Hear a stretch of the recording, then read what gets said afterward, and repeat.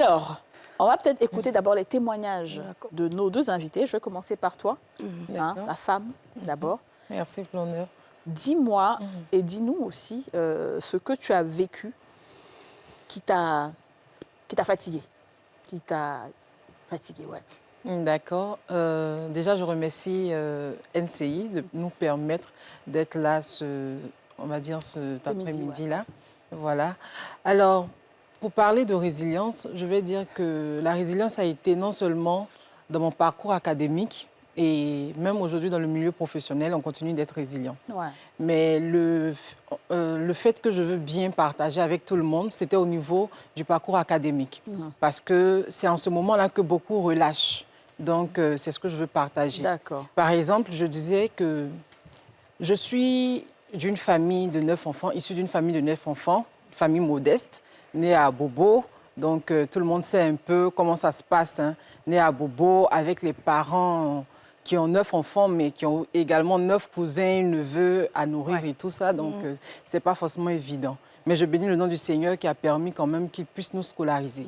Donc, après le bac, pendant qu'on était en train de penser où est-ce qu'on va m'orienter et tout ça, j'ai encore eu la grâce par mon frère aîné qui a obtenu une bourse pour que je puisse continuer mes études dans une université privée. Okay. Et c'est là que le déclic va débuter. Parce que non seulement le trajet d'Abobo PK18 jusqu'à l'université qui était située à la Riviera Bonhomet, c'était même ma première fois d'arriver à Cocody, quand je venais à l'université, là d'ailleurs. Et après, il y a aussi, on va dire, les règlements de l'école. Il fallait que ce coût d'une tenue qui était, 60 000 francs. C'est pas forcément cher pour tout le monde, mais pour moi, pour quelqu'un qui vient d'Abobo... C'est cher, oui, 60 000. Quelqu'un qui vient d'Abobo avec les parents, déjà, avec assez de difficultés, il faut gérer la famille, il faut gérer après les cousins et autres et tout ça, 60 000 francs, c'était vraiment cher. Ouais. Donc, c'est là que je me rends compte que les choses ont changé. Parce que, on dit ce qu'on ignore ne peut pas, en fait, nous atteindre. Ouais. Mais lorsque je sors de ma zone de confort et que je viens dans une zone où je rencontre ce qu'on appelle, entre griffes, les enfants de riches, et que moi, la seule qui vient d'Abobo, un peu, là, voilà, un peu stigmatisée et tout, mais j'avais vraiment à l'esprit de vaincre. Parce que je me dis que si Dieu a permis que je sois là, c'est forcément pour quelque chose. Peut-être pour que je sois une lumière quelque part. Et pour être sur ce plateau aujourd'hui. Justement. Donc, ça déjà, c'était le premier obstacle. Et par la suite, la distance, en réalité, parce que les cours, c'était de 7h à 18h, très souvent. De 7h à 18h. Donc, la distance, c'était vraiment un obstacle.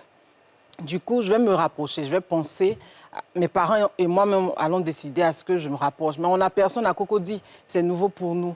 Et là, j'ai ma soeur qui décide de prendre peut-être un petit studio dans la zone et tout, de 45 000 francs à Nono, dans lequel on vivait. Et un an plus tard, ça devient difficile pour ma soeur qui dit, moi, je retourne en famille. Hein. Hey. Je retourne en famille, donc tu vas te débrouiller. Ouais. Pourtant, la distance, c'était un véritable obstacle. Mais bien sûr. C'était un véritable obstacle. 8 heures, quand je finissais, prendre les différents baka, arriver à la maison, on est déjà à 22 heures. Wow. Le lendemain, il faut sortir avant 4 heures. Wow. C'était vraiment compliqué. Les parents ont dit, d'accord, on va essayer, avec les moyens qu'on a, de te trouver quelque chose. Je suis de nature introvertie et j'aime pas vraiment être un poids pour quiconque. Okay. Du coup, j'étais un peu gênée face à cette situation-là.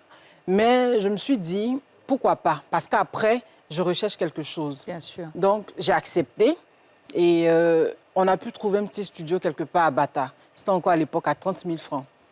Mais il y avait des soucis d'électricité, des soucis d'eau et tout ça. Mais j'y tenais parce que, il fallait que je réussisse. C'est ça, j'étais déterminée à réussir. En droit. D'accord. En droit. Okay. Donc, là, qu'est-ce que j'ai des idées en même temps. Vu que ma maman est commerçante et qu'elle elle était commerçante, les jus d'aiguë, les produits laitiers. Donc, je récupère avec ma maman, en gros, et j'ai ciblé des kiosques dans le quartier. Ah. Le souci, c'est que les kiosques n'avaient pas d'électricité, par exemple. Vu qu'à Bata, c'était encore une zone assez reculée. Il n'y avait pas d'électricité. Donc, je me projette, je dis alors, qu'est-ce que je fais? C'est ainsi que j'ai acheté des petites glacières. J'ai ciblé 5 kiosques. Donc, il fallait alimenter les kiosques, déjà qui ouvraient à partir de 5 heures.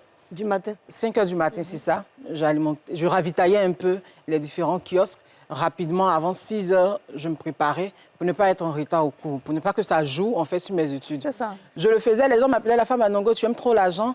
Mais en réalité, ils pensaient en fait que j'avais les mêmes opportunités que... J'étais une fille à papa.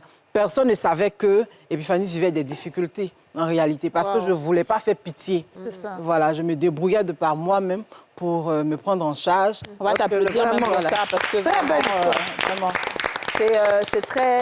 ouais, on sent beaucoup de... Avec Kaka, quand tu entends ça. Oui, quand j'entends ça, c'est beaucoup de détermination. Ouais. Et ça me fait penser à un passage de la parole de Dieu qui dit « Fortifie-toi et prends courage ». Effectivement. Ouais. Fortifie-toi et prends courage. Ouais. Et il faut dire que dans la Bible, c'est répertorié 365 fois. C'est-à-dire que chaque jour, il y a un fortifie-toi et prends courage. Ce qui veut dire que tous les éléments ne seront pas forcément à ta disposition, mais il faut te dire qu'il y a un objectif à atteindre. Et sur le plan spirituel, effectivement, les difficultés, les situations vont essayer de s'opposer. Il y a toujours des vents contraires qui vont essayer de s'opposer sur le plan spirituel.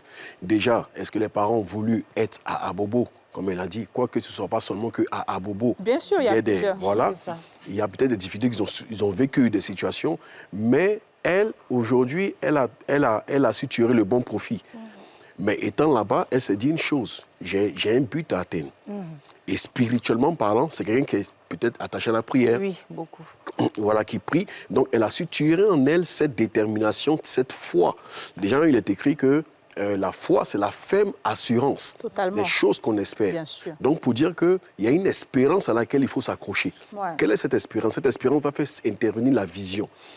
Et donc, cette espérance à laquelle je m'accroche va m'amener à continuer à non seulement prier, mais à savoir tirer de Dieu la capacité à croire. Et malgré les obstacles que je vais rencontrer, je vais m'appuyer sur cette détermination que j'ai en regardant papa et maman, sachant qu'ils sont à terre, ils n'ont pas les moyens. Ouais. Très bien. Non, je suis d'accord. Ouais. Moi, je vais demander à Epiphanie, c'est sûr que tu es une battante, c'est très bien, mais je sais qu'en tant que battante aussi, il y a des moments où on a envie de tout abandonner. Oui. Il y a des moments où on n'a pas envie d'aller à l'école, on n'a pas envie d'aller au travail. Est-ce qu'il y a des moments comme ça qui te sont arrivés où tu n'avais vraiment pas envie du tout? Et comment tu as fait? Qu'est-ce qui a fait que tu t'es relevé en fait? Waouh! Là, vous allez faire sortir beaucoup d'émotions. Oui, je sais. C'est pas facile.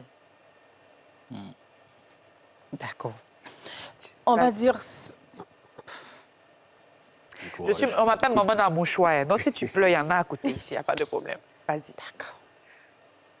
Allez. Fortifie-toi et prends courage. Courage. Vas-y. Courage. Merci, s'il vous plaît.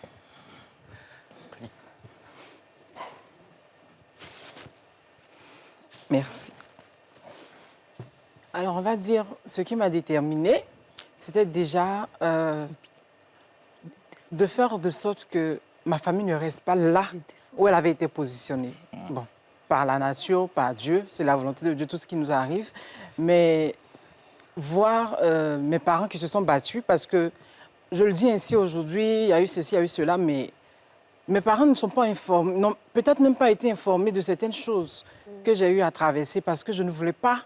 Mon père, c'est quelqu'un, dès l'instant où il apprend qu'un enfant, l'un de ses enfants est en train de souffrir, il va se casser la tête. Il va faire ce qu'il faut. Donc, c'est la raison pour laquelle j'évitais quand même de leur dire, voilà ce que je vis, voilà. Est-ce que tu peux donner un détail ou bien... C'est pour eux, en fait. Ouais. C'est pour eux d'abord que je me suis battue. Et aussi pour être, on va dire, un modèle pour les personnes ou bien pour les amis de génération qui ont relâché, par exemple. Je me dis, si moi, aujourd'hui, je sors du lot, ou dans quelques années, voilà, parce qu'à l'époque, je me disais, si je sors du lot, certainement, je serai un modèle pour quelqu'un. Et de par moi, beaucoup de choses vont se faire. Donc, ça a été vraiment l'une de mes motivations, mes parents. Et aujourd'hui, je continue de me battre parce que moi aussi, j'ai mis au monde des enfants. Et donc, il fallait que, franchement, je leur assure aussi un avenir. Totalement.